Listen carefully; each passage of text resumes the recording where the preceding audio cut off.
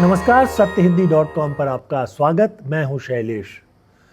जब से supreme court के कुछ फैसलों की आलोचना होने लगी है, उससे लगता है कि सुप्रीम कोर्ट के जजों में भी नाराजगी फैल रही है। और आज तो मुख्य न्यायाधीश सूर्यकांत ने एक ऐसी टिप्पणी कर दी जिसको देखकर लगता है कि सुप्रीम कोर्ट के जजों में निश्चित तौर पे बौखलाहट है। और बौखलाहट भी किससे? वकीलों से, नेताओं से और बेरोजगार युवकों से, और इससे आगे बढ़ें तो मीडिया का काम करने वाले लोगों से, सोशल मीडिया का काम करने वाले लोगों से। जस्टिस सूर्यकांत की ये नाराजगी एक मामले पर बहस के दौरान सामने आ गई। पहले सुनिए कि उन्होंने अपनी टिप्पणी में कहा क्या।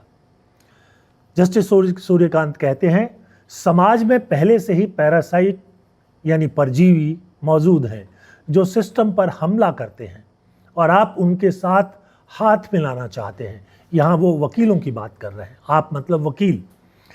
कुछ युवा कॉकरोच यानी तेल चट्टे की तरह हैं जिन्हें कहीं रोजगार नहीं मिलता। वो कोई सोशल मीडिया बन गया, कोई मीडिया बन गया, कोई एक्टिविस्ट बन गया और कोई दूसरा एक्टिविस्ट, कोई आरटीआई एक्टिविस्ट बन गया, कोई दूसरा एक्टिविस्ट बन गया, और ये सब पर हमला करने लगते हैं और आप लोग अवमानना याचिकाएं दाखिल करते हैं। तो आप देखिए कि किन किन पर एक साथ उन्होंने टिप्पणी कर दी है। एक और मामले में उन्होंने एक खास पार्टी के नेताओं की भी कुछ इसी तरह के कारणों से आलोचना की। अब चीफ जस्टिस कहना क्या चाहते हैं? क्या वो समझते हैं कि जो पत्रकार हैं, सोशल मीडिया कर्मी हैं, वकील हैं, नेता हैं, ये सब लोग सुप्रीम कोर्ट की आलोचना करते हैं? सुप्रीम कोर्ट के कुछ फैसलों की आलोचना होती है, जैसे कि बंगाल चुनावों के मामले में सुप्रीम कोर्ट ने जिस तरह का फैसला किया, उसमें कभी उसकी तारीफ हुई और कभी उसके फैसलों पर सवाल भी उठाए गए। और बहुत सारे लोग बहुत से मुद्दों पर सवाल उठाते रहते हैं, लेकिन इसका मतलब ये नहीं है कि वो सुप्रीम कोर्ट में विश्वास नहीं करते। विश्वास करते हैं। सोशल मीडिया पर भी अदालतों के फैसलों को लेकर, अदालतों के काम करने के तरीकों को लेकर सवाल उठाए जाते हैं, लेकिन इसका मतलब ये नहीं है कि लोग अदालत की अवमानना करना चाहते हैं। दरअसल अदालतों का, खासतौर पर सुप्रीम कोर्ट का, बहुत सम्मान है और इसलिए जब कोई ऐसा फैसला आता है जिससे कि लोग संतुष्ट नहीं हो पाते हैं तो वो अपनी राय व्यक्त करते हैं। और ये कोई गलत बात भी नहीं है। हाई कोर्ट के फैसले को सुप्रीम कोर्ट में चुनौती दी जाती है, इसका मतलब तो साफ है कि जिसने चुनौती दी है उसने हाई कोर्ट के फैसले को सही नहीं माना है, गलत माना है। वैसे ही देखें तो जिला अदालत के फैसले को हाई कोर्ट में चुनौती दी जाती है, ये भी तो कोई गलत बात नहीं है। चलिए आज की बात करते हैं कि किस मामले में ये सब मुद्दा जो है वो उठा। दरअसल ये मामला था जिसमें एक अधिवक्ता जो है वो सुप्रीम कोर्ट पहुंचे थे और उन्होंने अनुरोध किया था अपनी याचिका में कि उनको एडवोकेट से सीनियर एडवोकेट का दर्जा दे दिया जाए। बहरहाल सुप्रीम कोर्ट ने ये बात तो नहीं मानी, लेकिन बहस के दौरान कई ऐसी टिप्पणी की जिससे गंभीर सवाल उठते हैं।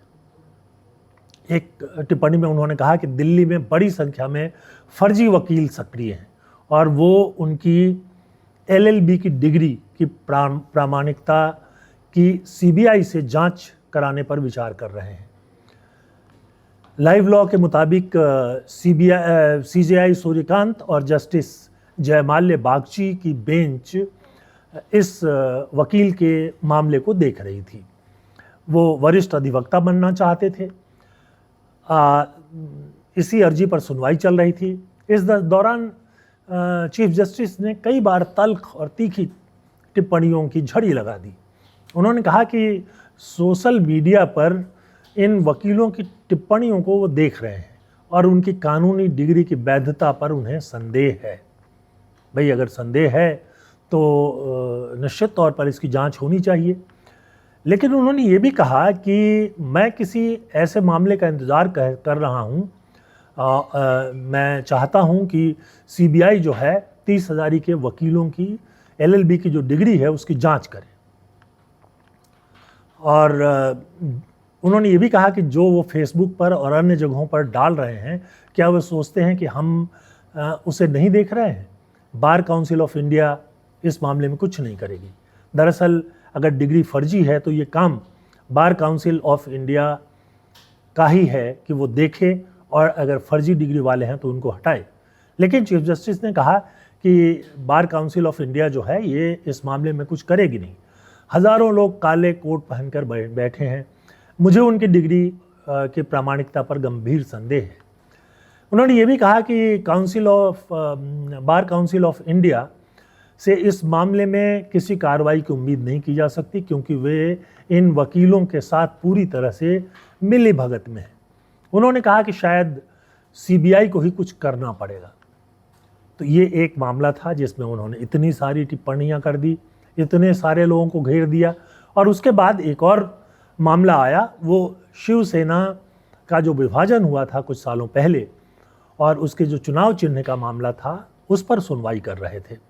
इस बहस के दौरान सुनवाई कर रहे थे और शिवसेना जो बाल ठाकरे गुट है उनके वकील कोर्ट में गए थे कि ये सुनवाई जो है प्रीपोन कर दी जाए, यानी इसकी सुनवाई जल्दी कर दी जाए। अब इस पर भी चीफ जस्टिस सूर्यकांत नाराज़ हो गए। उन्होंने कहा कि पहले आप लोग मीडिया में जो गलत तरह के बयान दिए जाते हैं उसको रोकिए। आप यहाँ आकर के डेट मांगते हैं और फिर वहाँ जाकर कहते हैं कि सुप्रीम कोर्ट फैसला नहीं दे रहा है। तो उन्होंने कहा कि इस तरह का जो आचरण है कि वो जो है उसको बर्दाश्त नहीं किया जा सकता है। और ये भी कहा कि छोटे मोटे राजनेता जो है कोर्ट पर आरोप लगाने लगते हैं, इसको रोका जाना चाहिए। सीजेआई ने मुख्य रूप से यूटीबी यानी ये जो उद्धव ठाकरे का शिवसेना गुट है उसके कुछ नेताओं और कार्यकर्ताओं के द्वारा जो टिप्पणी की गई थी, कोर्ट की आलोचना की गई थी, फैसले में देरी की बात की गई थी और देरी के लिए सुप्रीम कोर्ट को जिम्मेदार मानने की बात की गई थी, उससे नाराज़ थे। अब उन्होंने ये भी कहा कि ये पक्षकार कई बार आते हैं और अर्जेंट सुनवाई या जल्दी तारीख मांगते हैं, लेकिन जब सुनवाई होती है तो अर्जी और अनुरोध जो है उस पर डेट ले लेते हैं और फिर कोर्ट में फिर मीडिया में जाकर कोर्ट को दोष देते हैं। सीजेआई ने कहा कि दोनों पक्षों से सहयोग की उम्मीद है और किसी भी पक्ष को कोर्ट को बदनाम करने का अधिकार नहीं है। तो ये जो सूर्यकांत जी जो कि चीफ जस्टिस हैं, उनकी कुछ टिप्पणियां थी। अब सवाल ये उठता है कि क्या इस तरह की टिप्पणियों की ज़रूरत है? हालांकि ये फैसले का हिस्सा नहीं है, ये अदालत की कार्रवाई में शायद लिखा भी नहीं जाएगा, लेकिन जो बातें की जाती हैं और वो जब बाहर आती हैं तो लोगों को डर लगता है, क्योंकि सुप्रीम कोर्ट से ही उनको सबसे ज़्यादा उम्मीद है।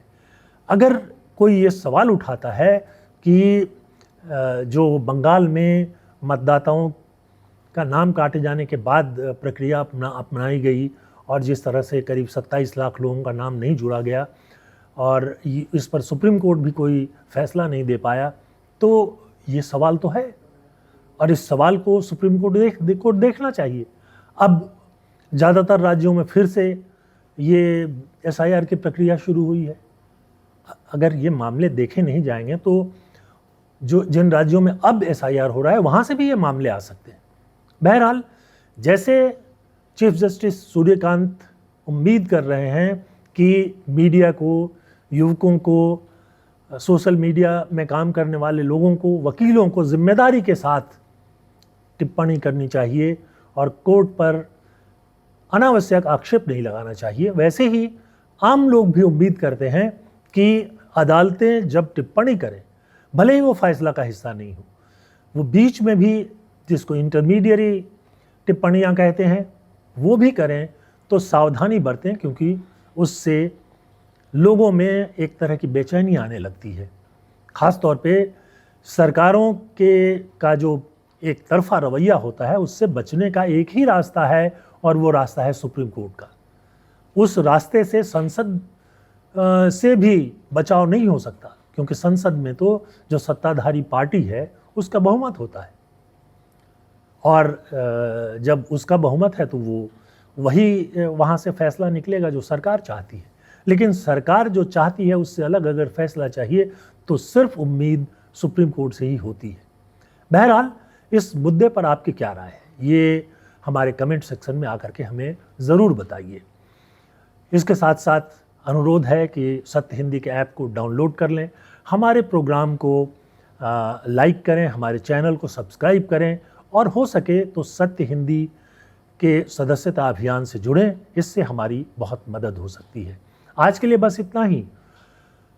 नमस्कार।